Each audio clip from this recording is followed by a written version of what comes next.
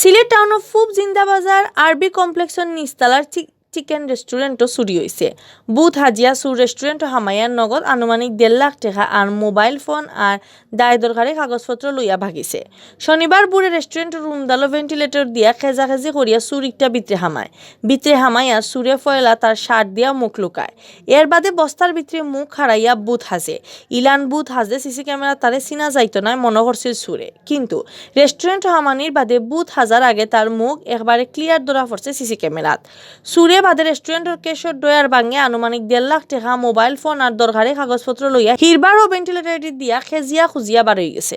চুরির এই ঘটনায় সিলেটের কোতোয়ালি থানার জিডি করছেন চিকচিকানো রেস্টুরেন্টের এমডি ফয়সল আহমেদে। কোতোয়ালির ওসি মোহাম্মদ আলী মাহমুদে কইছেন তারা পুরা ঘটনা ইনকোয়ারি কররা।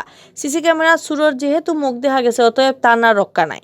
পুলিশে তান্ডি ঠিকু খুঁজিয়া বার করিয়া 14 শিকর ভিতরে হারাইব। আর কিছু কাগজপত্র আছে যেগুলো ওখানে পাওয়া যাবে না। এখানে স্টুডেন্ট করতে করতে আমরা করছি, এবার ব্যাংক গাড়ি সভা করতে হচ্ছে আর ক্যাশ ভাঙছে, ক্যাশের চাবি আসলে এগুলো পাওয়া যাবে না।